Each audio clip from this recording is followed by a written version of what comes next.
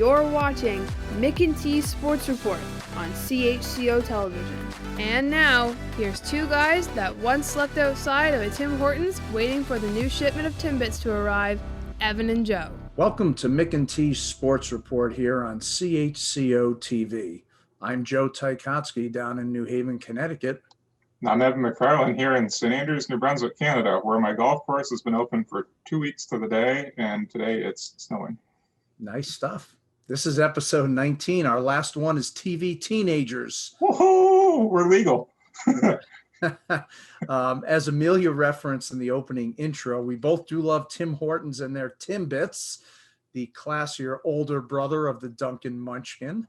As Evan is making me hungry as heck. Evan, what is your favorite type of Timbit? Not to catch you mid-eating there. Oh, I'm a huge sour cream and glaze fan. Same with me. And if anybody says they're not, they're lying because they are the best. But I stopped to get a box on the way home tonight, and they told me in town that I couldn't get them because they don't make them here anymore. Oh, man. What's going on up in St. Andrews, man? I'm not impressed. I know one thing where we both can probably agree on is when you get a mixed box of Timbits, there's nothing worse than getting one of those plain old-fashioned ones. I don't even know why they make them anymore. We do have two more really good interviews this episode, but we want to get to a segment we haven't done in a while, and that is the good old viewer mail. Drum roll. Let me find the background here. Get quicker on this. Okay, here we go. Viewer mail time. There it is. We have a couple quick ones. Andrew writes in from Connecticut. He is the caretaker for Gertrude, who is the 90-year-old woman that I helped in while we were both getting our first vaccine shots about 2 months ago. Andrew says, Gert wanted me to thank you for your help. And she said that since both of you are now fully vaccinated, would you like to go out on a dinner date with her? Oh, Andrew, please tell Gert, as they say in Canada, sorry. Sorry. Come on, man, free meal. Next up is Vinny C. from Massachusetts, who writes in about Evan's love for Tim Hortons. This is Vinny, and I own a Dunkin' Donuts on Route 1 in Concord, Mass. It's right next to Tommy's Pub, which isn't the actual name of the place, but we all call it Tommy's because it used to be owned by Tommy O'Sullivan, but I digress. I've watched your show numerous times, and I like to say one thing to that Evan character. Enough with the Tim Hortons. You want a good cup of coffee? You hit up my D&D. It is wicked good. And don't even get me going on the Boston cream donuts. They're friggin' awesome. So Evan, you just stick to the poutine and the hockey and leave the dirty water to us. Hey, Vinny, forget about it. Good one. And normally, no viewer mail would be complete with our old friend Marv Albert, but he's a bit under the weather today, so he just wrote in a quick one, and he says, people always ask me who my favorite band from the 70s is, and I always reply, yes! Bad rock joke there for those of you that remember the rock group Yes. Okay, enough for viewer mail. Let us move on to our next segment, which is Love the Leaf. And I know you guys are waiting. It's becoming a running joke here on the show. But honestly, we are going to have Evan quiz me on the 13 provinces and territories in Canada. But since we're so short on time, we'll have to delay it again. Yeah, you're waiting for your map that you're going to hang on the wall on the other side of your camera. But we do have some uniquely Canadian products that are currently selling online. The first is something called the Poutine Candle. What? Yeah, I don't know. I need this. I need it. I don't know if it's got a gravy smell or a cheese curd smell, but it looks sort of cool. It could be win or lose for me. Either my place is going to smell really good or I'm going to eat that by accident. Next up is something that's pretty cool, the curling mug for your coffee, which is, I thought it was pretty cool. And lastly, the pajamas that have sorry written all over them with the maple leaf, the Canada national saying. So that's our Love the Leaf. I need those in a pair of golf pants. That would look good. Now let's move directly to Music Spotlight. I will go this time since you went last time. It is a woman who is a country singer and a practicing shaman or Shaw woman from rural Alberta. She's really good. Her name is Diorje the Singing Shaman, and her album is called New Kind of Outlaw. And here's a remake of the song One Headlight. So listen to this.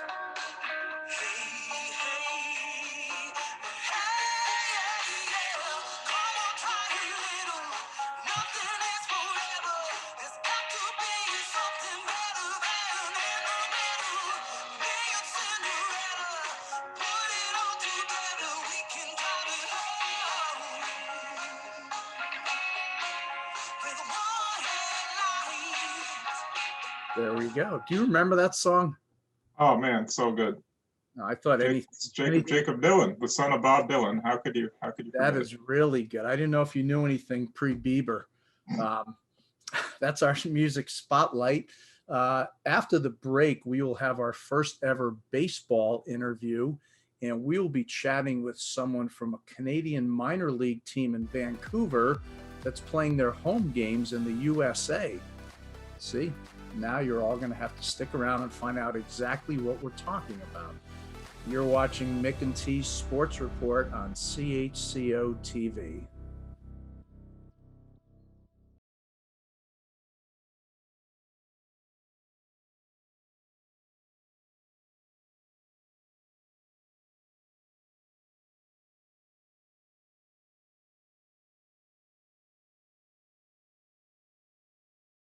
Welcome back to Mick and T's Sports Report on CHCO-TV in St. Andrews. Our guest is Walter Cosman, the Senior Advisor of Business Development for the Vancouver Canadians Baseball Team, the only Major League Baseball affiliated minor league team in all of Canada.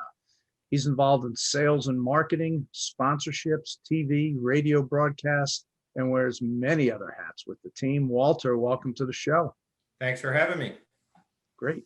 Now, most people would assume a team called the Vancouver Canadians would play their home games right in BC's largest city, but they would be wrong, at least in 2021. Tell us where the team will be playing this season and why. Yeah, we've been playing here in Vancouver since 1952, so this will be the first year in a long time that we haven't played in Vancouver, and we're playing out of Hillsboro, Oregon.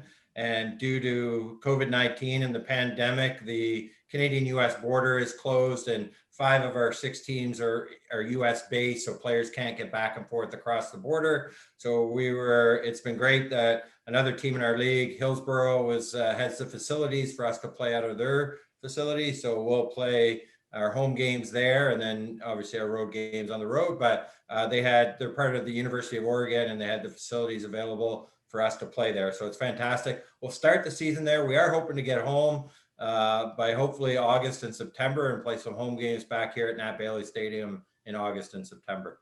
I'd like you to get me one of those t-shirts that says, "Here for a good time, not a long time." I saw those on the website.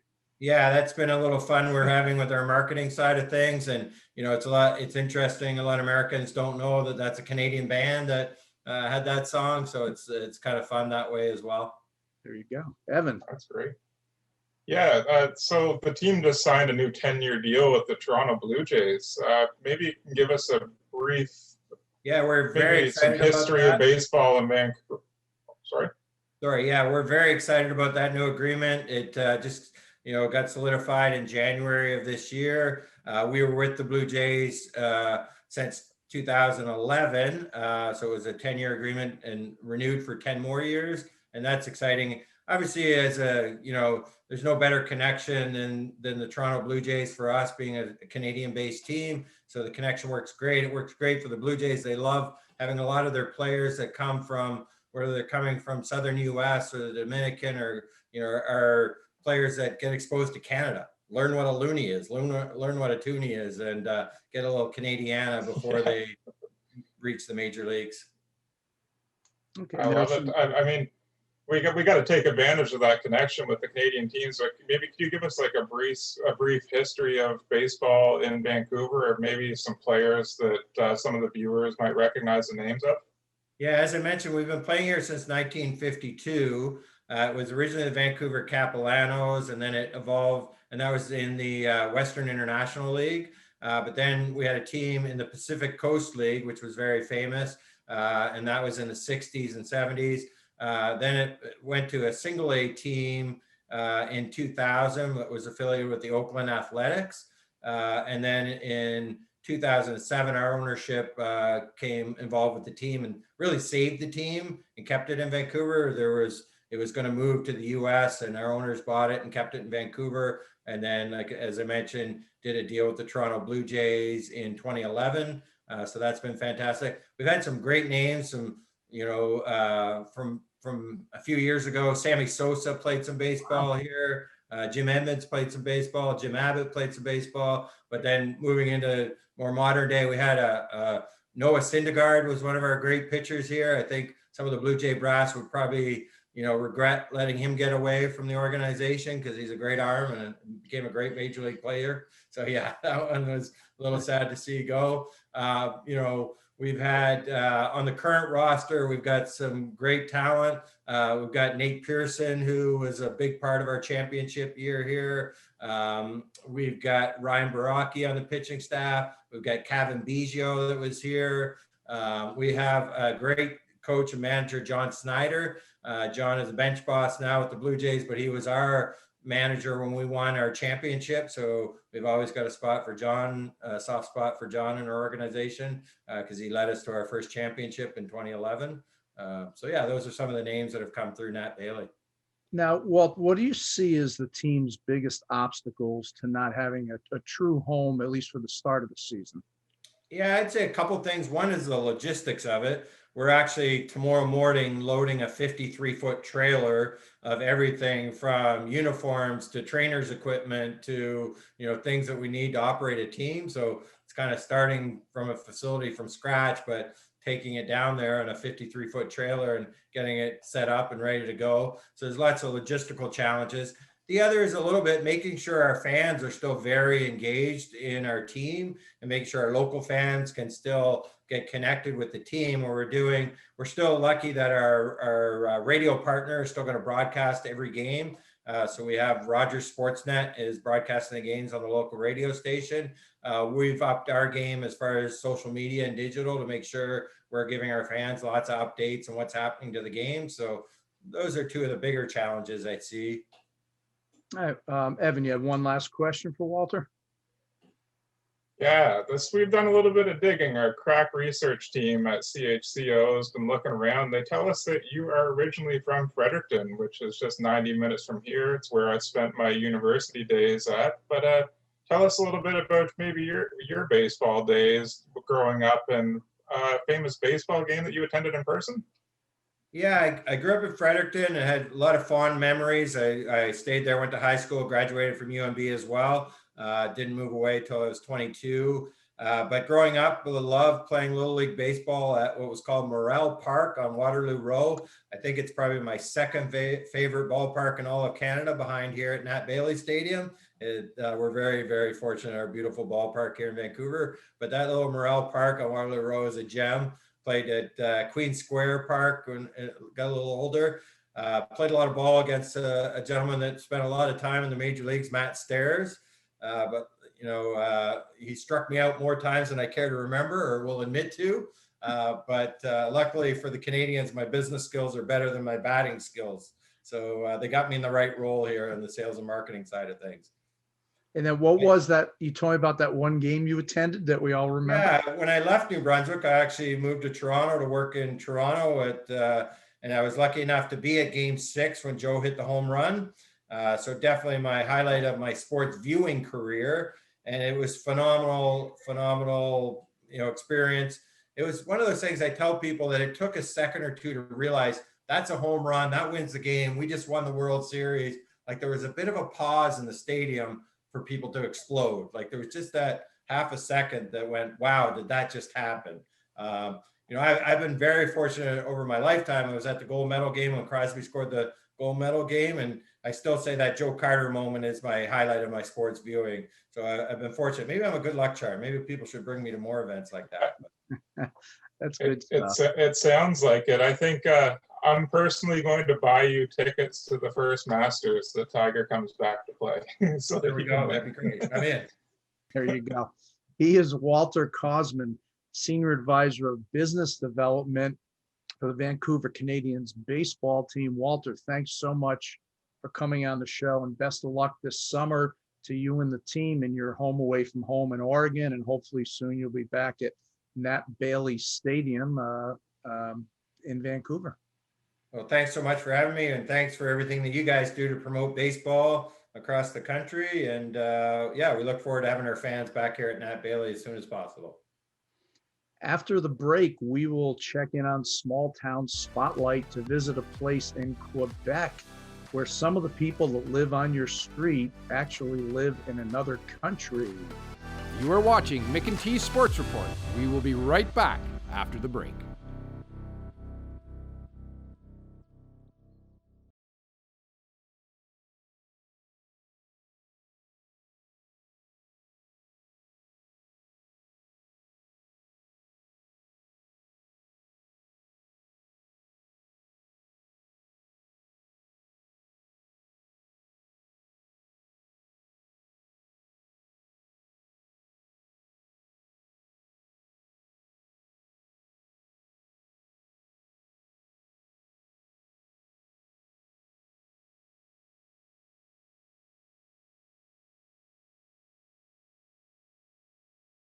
It's time for another edition of Small Town Spotlight here on Mick and T Sports Report.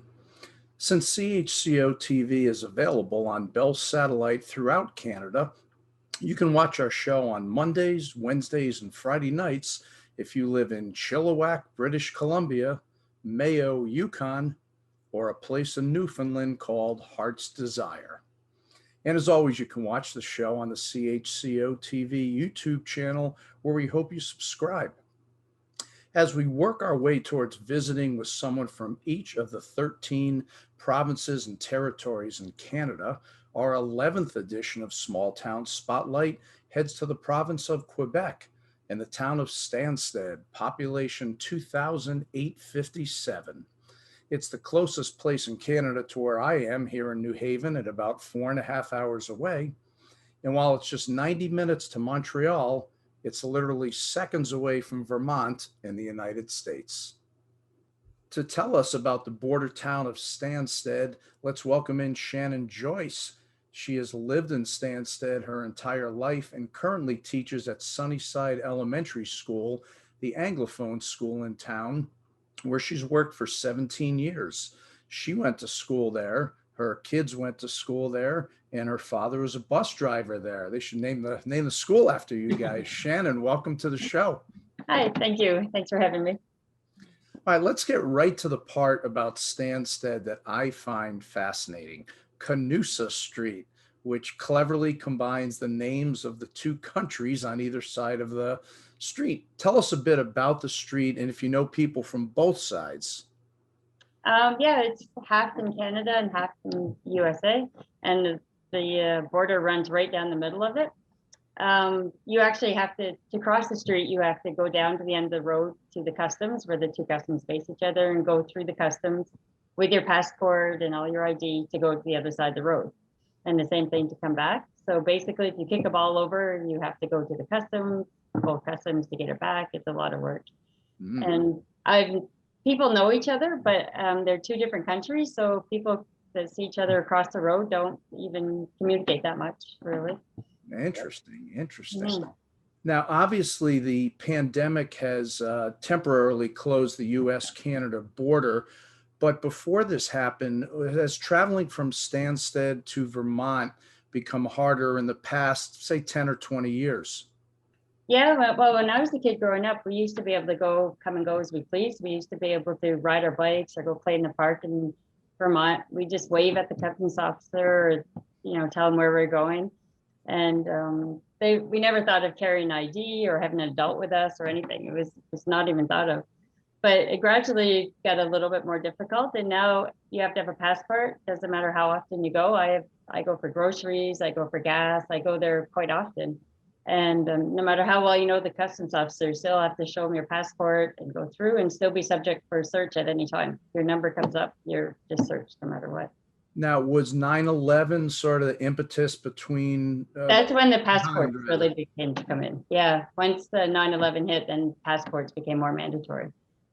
Interesting, interesting. Now, are there many people who live in Stanstead that work in Vermont, or vice versa? I know a couple of big Vermonters that work over here, but it's not really advantageous with the exchange and the money. Like, it's not really worth it for them to work over here. But I know for us, a lot of people in Stanstead were born in Vermont and have dual citizenship, because our town is closer to a hospital in Vermont than it is on the Canadian side. So before 1970, it was just easier to hop in your car and go to the hospital in Vermont and have your baby. So that's how a lot of people got dual citizenship and are able to work in the States. But after 1970, they didn't allow that anymore. Oh, okay. Now, if I was reading up on the town, but if someone had a day or so to spend in Stanstead, what tourist type places would you suggest they visit? I think I'll start with the walking tour. This area is known as the granite capital of Canada. So we have a lot of granite. So we've made a replica of the Stonehenge, and we have a big field and there's granite in a circle. And then you can walk along the field and you go along the Tomophobia River. And through the center is the 45th parallel, which is a bit of an attraction. From there, I would go to the Haskell Free Library. It was a library built right on the border. And it's one of the few buildings that allow people to go in. Americans and Canadians can both use it without having to cross the border. There's actually a painted line that goes right through the center, so you can straddle the line and be in both countries at the same time. The library, the books are basically in Canada, but the entrances are in the United States. So while you're in the building, you can walk from one side to the other? Yeah, you walk on both sides of the line doing that. And there's an opera house where they do a lot of performances, where the stage is in the Canada, but the seats are in the United States. So, and then from there, we have a Henry Seth Taylor monument. Henry Seth Taylor who built the first steam engine car. And the story is that while he was going for his first test drive, he was driving it and he came to a hill and realized that he hadn't put brakes on it yet. So at the bottom of the hill, there was a bit of a crash. So we have a monument of his car. And then there's the Colby Curtis Museum. It's a heritage building built in about 1859, and it holds over 4,000 artifacts to represent the area, including the US and Canada. And then we have the Pat Burns Arena, which is located on the Stanstead College campus. It's a private school, but basically for international students. But hockey is really big in this area, and there's all kinds of tournaments and skating and stuff that go on there. And if you're interested in golf, the Dufferin Heights Golf Course is a beautiful 18 holes, and it has amazing views and great greens. And then if you go out a little bit, we have lavender fields where blue lavender grows, and you can do yoga or have picnics, and it's great in the summer. We have a nice bike trail that goes along the railroad bed that follows the river. You can visit an actual granite quarry where you can see it's almost like Fred Flintstone-like. It's just the rocks and where granite comes from and how they blast it out of the ground. And then finally, if you want to take a boat ride, there's the Memphremagog Lake. One end of it is Canada, one is in the US. You just have to remember, if you're going to cross the border, you got to call the customs and declare what you're doing on the phone, because it's guarded by the Border Patrol and on the lake and the RCMP. So you can go from Vermont and Quebec, but it's still an international line. Yeah. Now, I'd forgotten to ask before about how much of the town is English, their primary speaking language, versus French. It's probably more Francophone than Anglophone, but it's pretty close. There's more Francophone kids that go to school in the French school, but basically everybody speaks a little bit of every language, so it works out fine. Great. Such an interesting town. Mm. She is Shannon Joyce from the border town of Stanstead, Quebec. Thanks so much for being on the show. As I tell all of our small town spotlight guests, if you ever make it to Connecticut, I'd love to have you sample some of our world famous thin crust pizza. So you can put that on your bucket list. But All right. Shannon, thanks so much for telling us about your town, and thanks for being on the show. All right. Thank you. Oh, when are you going to send me one of those shirts that I can wear around here? That was nice. It's this little bar and restaurant in Waltham, Mass, near Brandeis called Joe Sent Me. So I had to wear it. It's got a little I need tight. it. I need one. For the Stanstead interview that we did, the border town, which was really, really interesting. There's a little map of the area there. Can you imagine throwing a baseball too far and it goes from Canada into the United States? No, if anyone saw me throw a baseball, they know that I can't do that. But we go to the Calais golf course sometimes when the border's open, and it looks like you can hit a ball back to Canada, and we've tried it a bunch of times, but it's a lot further than you think. Optical illusion. And then from the baseball interview, I don't know if you noticed, the Walter, our guest, had mentioned, or I mentioned about that T-shirt they're selling that says "Here for a good time, not a long time." And he said a lot of people don't know that's a Canadian group, and I never even heard of the song, so I looked it up, and it's a Canadian group called Trooper. Have you heard of them? Yeah, man, come on. It's from 1977. Trooper. Trooper. Yeah, it was a very good song. So you could all look it up on YouTube. Time for our shout outs. Why don't you get us rolling on it? Sure. Yeah, so you and I a couple of years ago, we went through a rough spell there, man, and we're both just kind of on our 2-year anniversary mark of some pretty life-changing and life-saving surgeries. And I think I'm going to give a shout out to my doctors, especially my specialist, Dr. McMillan, and my surgeon, Dr. Attard, who I can honestly say I wouldn't be here without. Yeah. All right, I'll stick with the doctor theme because I'm also, when this show airs, I'll be right about the 2-year mark since I had my bypass heart surgery. So I'm going to go with my cardiologist, Dr. Domakanda, who's just really an awesome guy. And the surgeon, I don't even remember him. I probably saw him for like 10 seconds, and he was directing traffic there. Dr. Garson, he was good also. But Dr. Domakanda, and same with you, the doctors, they're great. Yeah. All right, man, that's it for episode 19 of Mick and T Sports Report. I am Joe down here in New Haven, Connecticut. And I'm Evan up here in St. Andrews, New Brunswick, Canada. Thanks again to Patrick Watt, station manager at CHCO-TV in St. Andrews, and to all our viewers throughout Canada for helping to make us the longest running show in Canadian community television history. Oh, I made that part up also. But we've once again come to the end of another show, and that means it's time for the closing catchphrase. So until next time, in honor of our baseball guests, peace, love, peanuts, and Cracker Jacks. And Timbits. And Timbits, always. This is Mick and T Sports Report on CHCO-TV. We'll see you next time.